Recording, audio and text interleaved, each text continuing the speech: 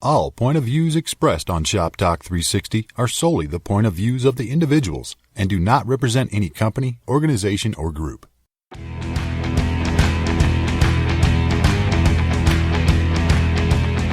Shop Talk 360, the industry's dedicated platform for commercial design, construction, and facilities.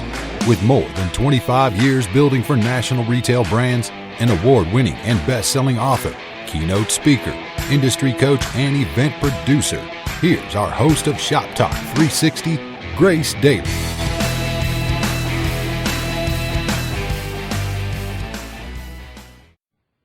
Hey, Shop Talkers, welcome to our show.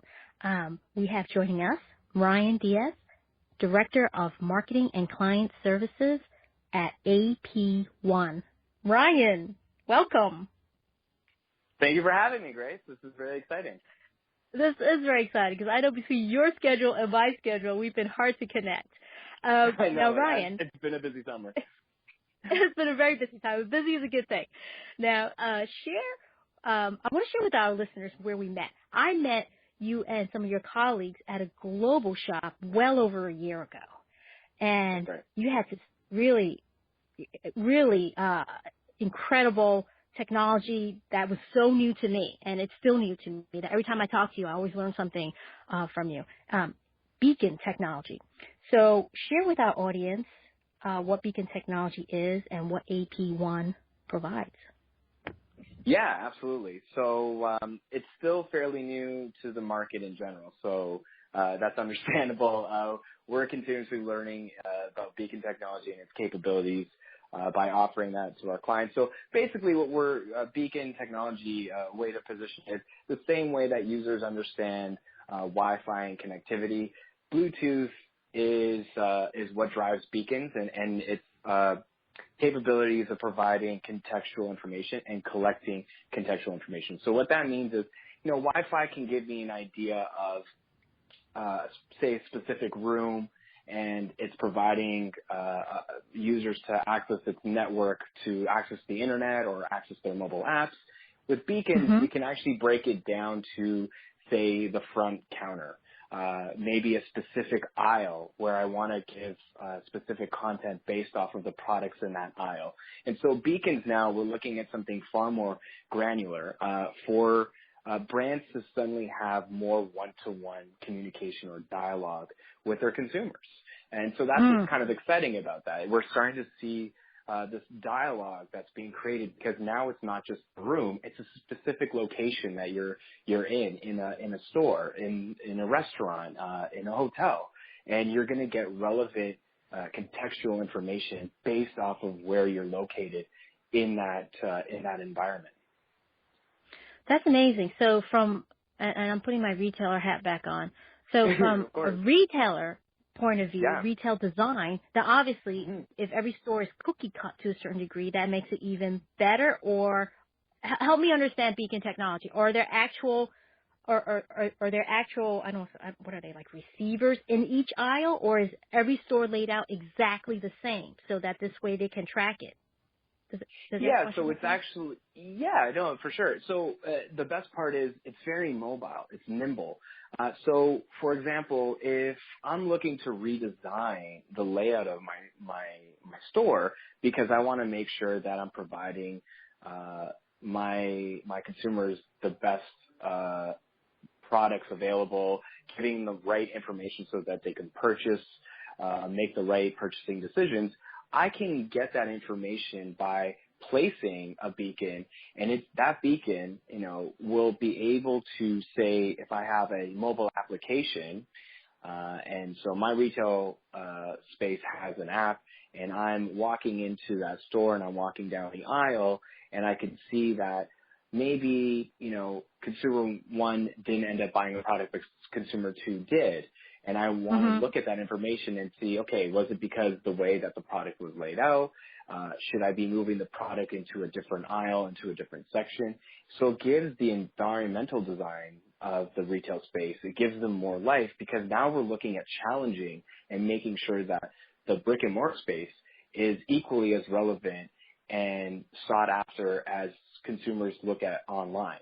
So we look to online as a way to get information, and now we can have that kind of same experience because we're able to provide that information to retailers of what works in your space and what doesn't, or perhaps what should you revisit because we're getting to see, where users are spending their most time in a specific section in the store.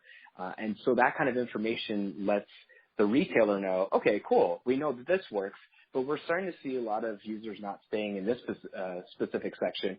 Maybe we should revisit what the products are, maybe the way that we're presenting the products, maybe the layout.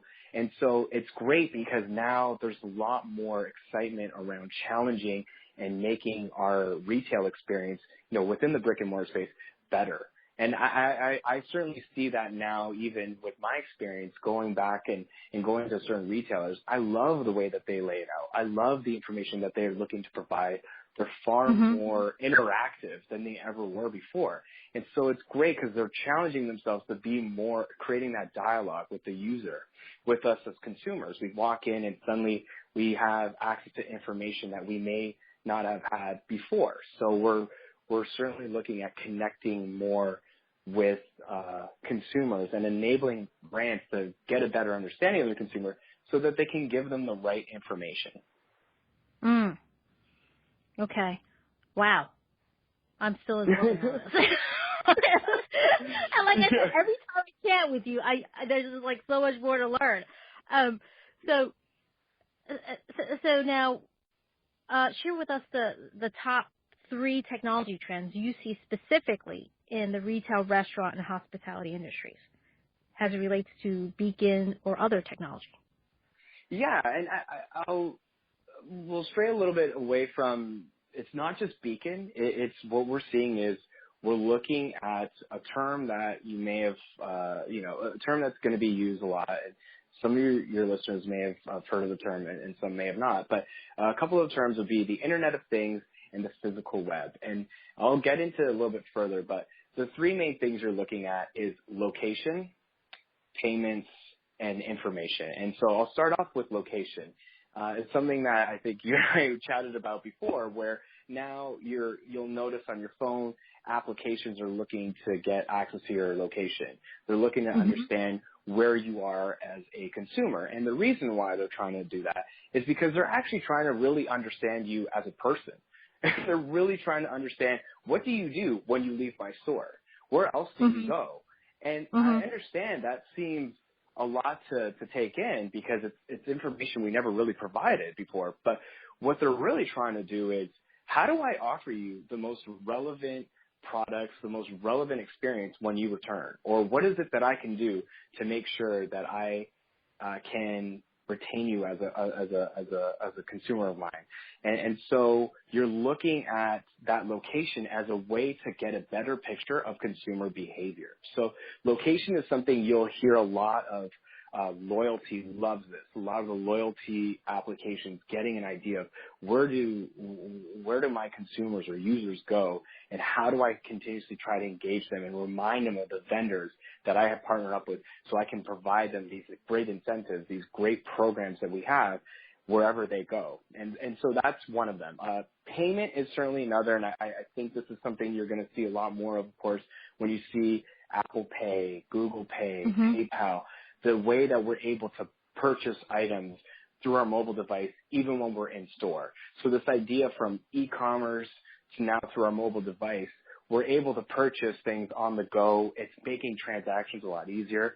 People are now looking at purchasing a lot more because it's seamless, it's easy, it's convenient, and they have the information right there in the device, and then they can go and purchase it. So it's great in that sense that everything is traceable, not only for the brands anymore, but for the consumers. I can now see as a consumer, okay, I looked at this product, I got the information that I wanted, and I purchased it, and I have all that record within the same moment. I can get an email, for example, when I go to Apple. And you're going to continuously see that. And it's that transparency. That's the thing I think that starts to empower us as consumers, because now we have the information that we always wanted.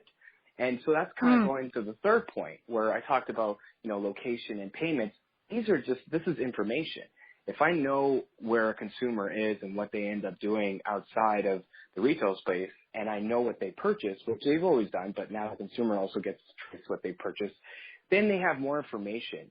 And there's that transparency that's great, where now there's more of a trust and a dialogue happening between brands and consumer. But there's also that challenge from consumers to brands to make sure that they're providing the best product, because we also have things that we're noticing on that rating system where people can rate their experience when they're in a restaurant, when they're in a hotel.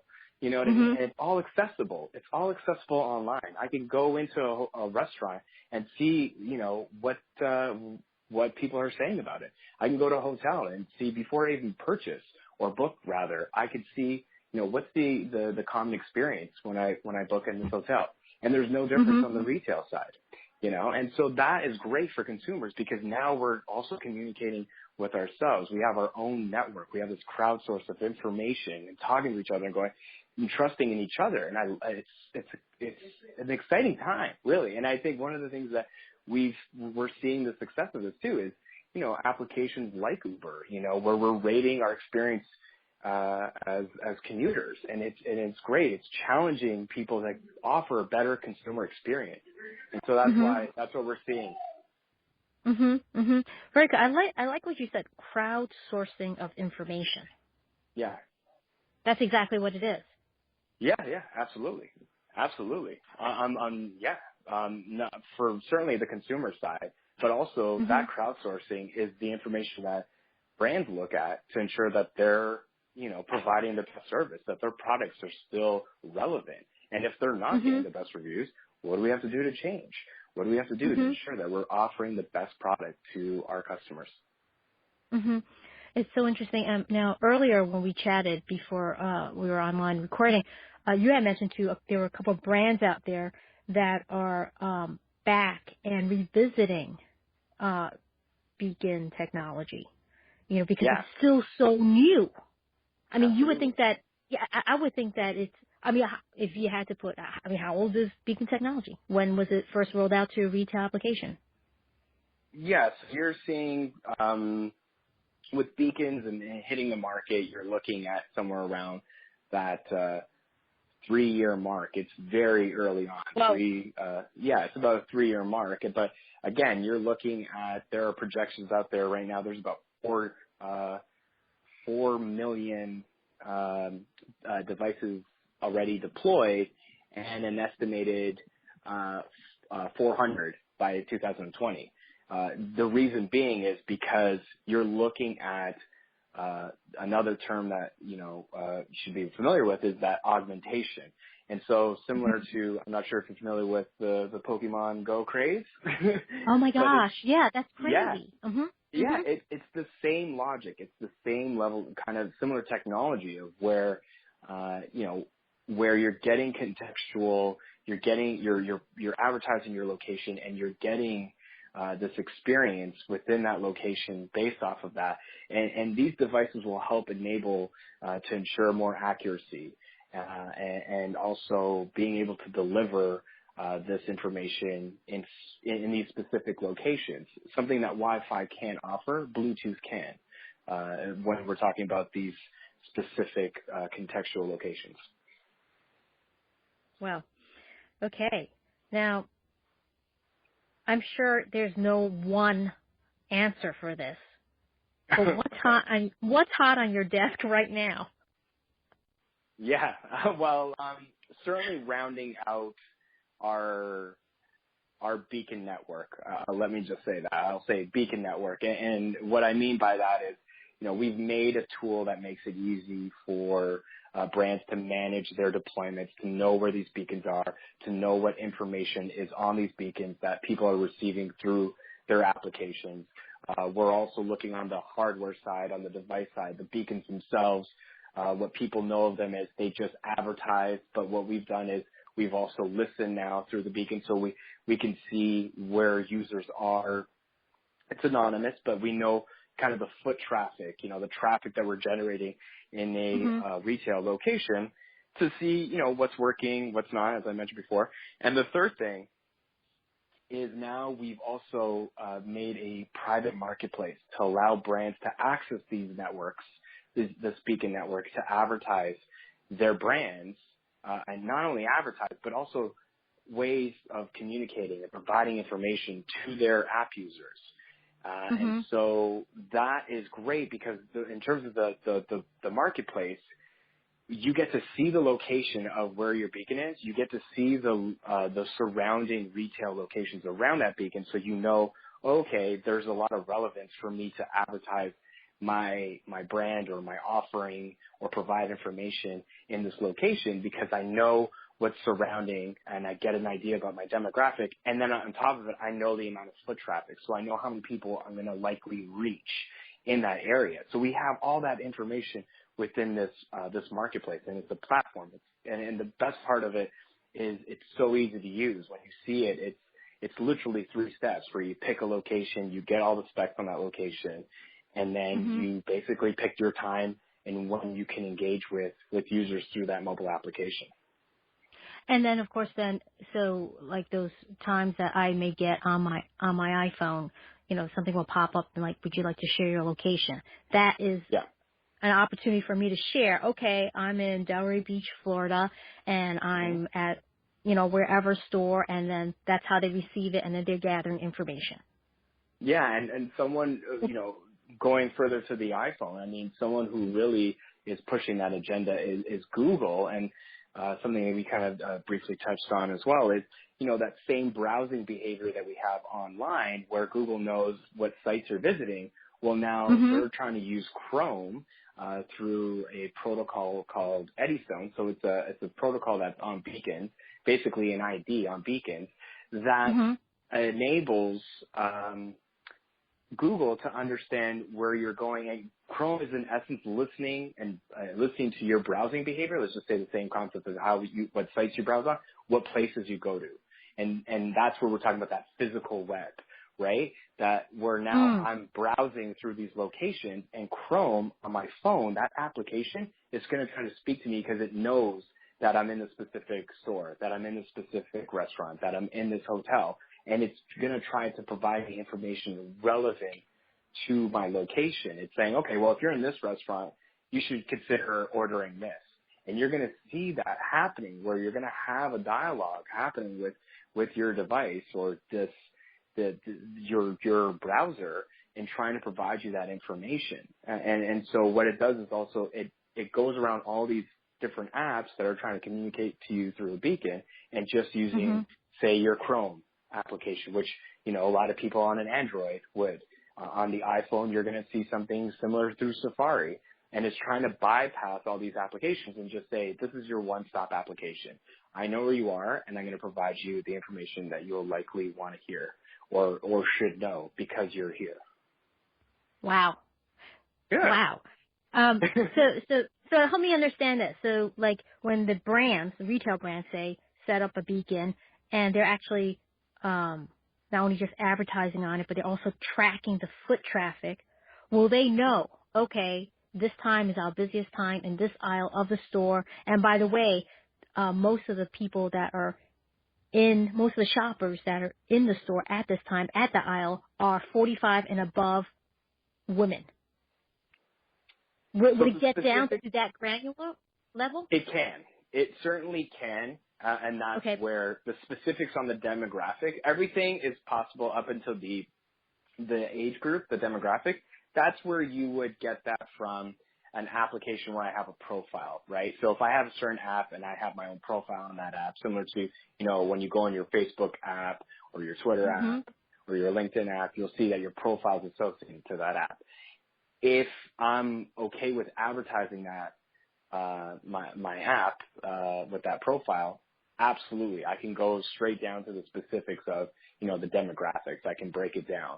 But what we're looking at least for the initial steps, is exactly what you pointed out. We have a lot of traffic in this aisle at this time. Maybe this is a good time where we can start communicating and providing information relevant to the products that are in this aisle and see how consumers respond to that. Let's see how many people actually end up maybe purchasing that item or look to share information that they just received on that item or maybe go further in searching more information about that item. But what you're trying to do is you're engaging that consumer. You're getting them to actually act on the information you're trying to provide them at that point. So that's really the transactions are going for. And yeah, so it's certainly possible. Wow. That's some fascinating stuff.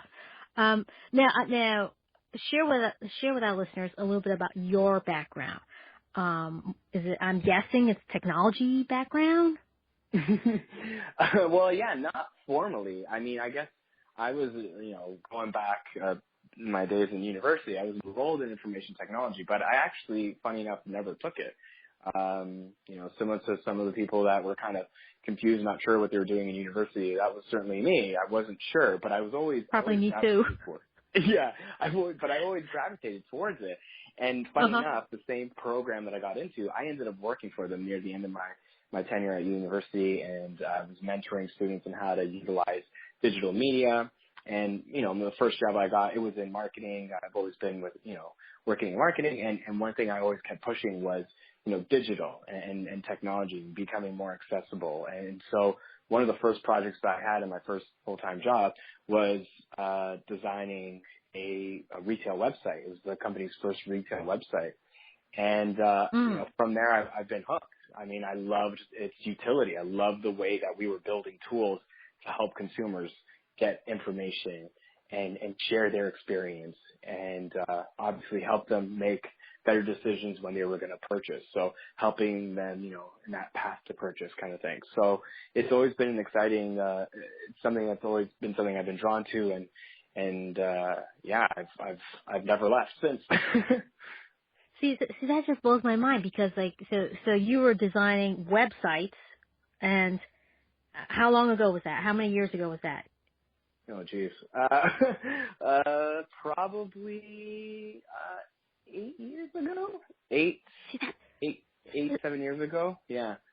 7, 8 years ago, and how crazy is that? And then fast forward, this whole physical web, and beacon technology, just 3 years old, thereabouts. It's wow. I just can't. It's crazy how fast it's happening. And is it me? I mean, I'm somewhat engaged on my iPhone. There are certain apps I like. I'm big on real estate. So I do realtor.com. They ask me for my location, of course, and I'm always tracking real estate. There's certain apps I like, but I don't know. I'm kind of feeling, I don't know, Ryan. I'm kind of feeling like left out in the cold. Am I not? I don't feel like I've been engaging in these beacons where I go to a store and they're talking to me. Yeah, no, and you're still it's gonna slowly, there's still a slow adoption, and it's not there just okay, yet. So it's not just absolutely. me. No, absolutely not. Absolutely not. No, I mean, yeah, again. I'm really located there. Yeah, no. But what we do see, one of the relevant, some of the statistics that we rely on, because again, the beacon is communicating through your smart device, and right now as consumers, people, when they shop, their smartphone now is their kind of go-to advisor and assistant. They go to their phone to resort in getting that information, getting the feedback, and seeing, also, are they getting the best price?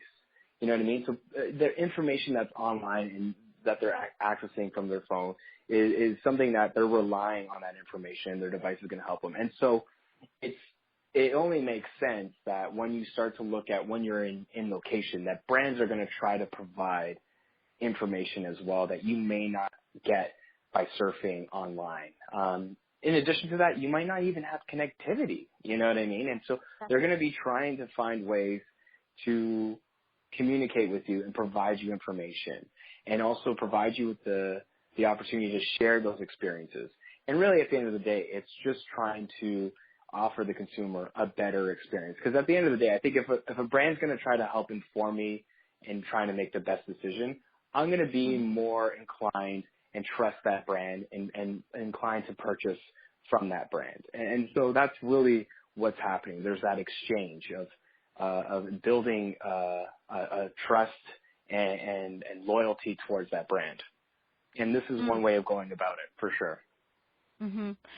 Okay, now, I'm not sure what kind of technology this is, but I kind of discovered it recently, like, I don't know, 6 months ago, and I'm sure the rest of the world discovered it a lot earlier. But so, like on like Amazon, right? I Yeah. have this app on Amazon on my iPhone. And, let's just say I'm at a store and I want to buy a book or something or whatever.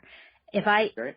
Amazon app has a camera. So if I take a picture of not even a barcode or the scan, what do you call that? The square thing. Oh, QR. Square. Yeah. QR, no. Not even a QR, not even a barcode. If I take a picture with the Amazon app camera of the book cover, it finds it on Amazon and it said, oh, well, you're a Prime member and you can get it delivered on Tuesday for this dollar amount, which is most of the time I'm finding a lot cheaper than the actual store I'm in. So what kind of technology is that called? And of course they're going to ask like, okay, we like to access your location. So is that some sort of a beacon technology? Not necessarily, I'm no. changing it because I took the picture. So I'm okay. Yeah, right. No, of course. No, this is kind of, when we talk about beacon technology, we talk about it in a way that it's one of the components that offers more more utility and more information to that bigger picture of that Internet of Things. And so when we talk about that information that brands are trying to get from your transactions, from payments, from location, the same things that they're doing from trying to provide you a great experience, they're doing that with, say, their loyalty programs. Loyalty is leveraging this significantly, as I mentioned before, where now they have an idea of, how they can build on brand loyalty. Because, again, it's that trust system, that dialogue that we were talking about, where the brand's trying to ensure their consumers that you can trust us, you can shop with us. We're always going to give you the best deal. We're always going to give you the information that you need to make sure you're making the right purchase. And it's great because you're seeing brand loyalty, the success of brand loyalty from brands like Apple. I mean, just think of the statistics on the technical side do not necessarily weigh favorably for Apple, but there's still so many avid Apple users because they gravitate towards that brand. There's such an adamant brand loyalty to Apple. They love its design. They love its usability. And so it's those things that people continuously go back and resort to. And that's where someone like Amazon, providing that convenience, ensuring that they give you the best deal. It's that trust. It's that loyalty that they're trying to establish with all their consumers. And it makes complete sense. And it's obviously very effective considering how successful Amazon is. Yeah. Okay. Interesting. Very interesting. Now, this is a hard question because I think you just love everything about your job. You're so passionate about it, and that's awesome because you're so awesome at it. Now, what do you love most about what you do? Certainly going back to how I see technology, I love the design and development. There's nothing more rewarding than, speaking to a client, hearing the things that they want to accomplish and building that for them. We have these great, exciting clients that have great big ideas dealing with innovative technology, and there's nothing more rewarding sitting down and designing, products around what they're looking to achieve and accomplishing that with them. And from that, we've built products where I'd say 6 months ago, we'd sit with a client and be like, I have no idea what this technology is. I don't know what this means. I don't know how to use it. And now we're having these conversations where, oh my God, I get it. Yes, this is exactly how I can now sell this through. And not only do I get it, but my team will get it. And there's something so rewarding in building that product to make sure that it fits their requirements, but also they can see how their consumers can use it now and how it can become effective to their own network. And that's certainly what I love most about my gig.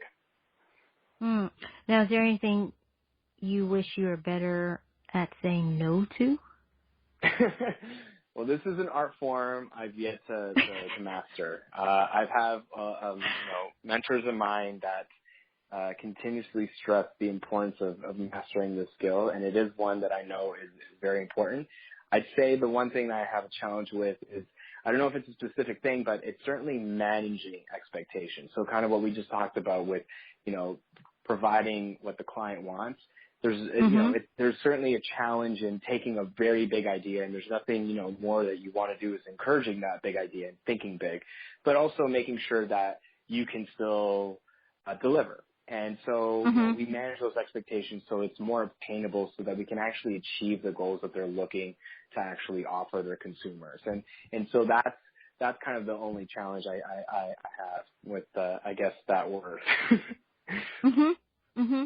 Okay, now, and here's a quick question that just came to mind. So when you're working, say, with a brand new retail client, who are you working primarily with? What departments? Is it primarily marketing? Is it primarily marketing and IT? Is it marketing, IT, construction / store design? Who's involved in all this creation and working with you guys? That's interesting. It's primarily a bit of both, where you're seeing technology, of course, because we have to integrate within, if the retailer has an app, if, say, the restaurant or hotel has an application that they want to use our technology, because in essence, that app needs to listen to beacons. And so we've developed something that enables that app to listen to beacons and to ensure that their consumers can get the information that they're trying to provide, and also for the retailer themselves to collect the information that they're looking to collect so that they can understand the consumers better. So it's primarily a mixture of both, because then the marketing side is the consumer side. They are the ones that outline their goals and what they're trying to achieve. And that marketing side can get pretty, C-level, executive level, where there's certainly a big agenda from the top down. And so we've had conversations on both fronts, but the technical component is the production side. How do we get this actually into our application, or how do we install these devices in our location? And so there's definitely a collaboration on both sides, and that's what's really exciting too. We get to work with more team members, so we get to see, get more feedback in that sense, and more buy-in in a way, because we deal with more than one individual when we work on projects. So it's exciting on that front for sure. Very cool. A couple more questions here before we wrap up. Now, what's the biggest challenge you feel our retail, restaurant, and hospitality industries are facing right now? Yeah, so it's going back to, it's a marriage between a retailer looking to adopt new technology and having the ability to educate or even hope that their consumer will want to utilize that technology, I should say. So it's really kind of a marriage between the two, where brands want to be innovative, but they're concerned that their consumers might not be receptive to that innovation. And that's that fine balance of retail right now.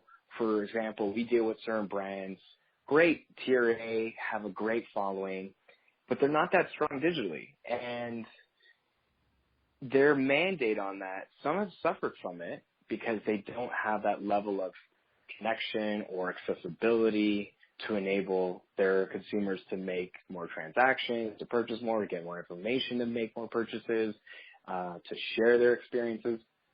And so some of it can affect the brand for sure. But in the same breath, it's challenging for a brand to invest in innovative technology with the hopes that their consumers will be receptive to the application. And that's where they have to ensure that the tools that they're building and providing consumers are relevant. Like, they have to know their market to say, okay, no, we know that our market would really like this application or this level of technology. It doesn't have to be an app. I mean, we're seeing in the cosmetics side, you walk in and you have all these digital displays, and you can play with colors and different products. And so it's all that information that consumers are getting within that retail space that's making their experience in the brick and mortar more exceptional, more memorable. And it usually leads to, if not more transactions, more brand exposure. And so there has to be kind of a leap of faith, and the brands have to understand that we're obviously, digital is not going anywhere. The people want to get their information from, again, that crowdsource. They trust the community of consumers and sharing their experiences. So they need to just be more accessible. And there certainly has to be a leap of faith, but also being tactful in how they roll out that technology, because it's understandable. Sometimes people will invest in these big ideas and they might fall short. So it's really trying to understand what their user base or their consumer or their market is going to be, what fits that model or their profile rather, and what do they think their consumer base will actually want to use when they're exposed to their brand. Very cool. Now, 2 more questions real quick and we're going to wrap up. And I think I know the answer to this based on what you said earlier. You mentioned there are 4 million beacons now, and there's projected 400 million by 2020, I believe is what you said. Yeah, that's right. Thereabouts. Okay. So how do you think our industry will look in the next 5 years? So one of the things that you'll see, so it's funny, this question, 5 years ago was actually when we saw the inception of Siri on the iPhone, where we were able to ask our phone questions and it would respond to us, which was very innovative, of course. Well, you're going to see that same logic start to expand itself, where if you're familiar with the term cognitive computing, what you're seeing is more behavioral technology. So we're getting into, where more information enables your device to provide a more coherent response to what you're looking for. So what that means is this. So it's funny, a couple of months back, we have a liquor board here. So we have a registered locations where we're able to sell wine, beer, and spirits. And so they had this conversation of, well, we just launched our e-coms where people can purchase alcohol online and they have a mobile app. And in that, they started talking about cognitive computing. And the scenario that they painted out was this.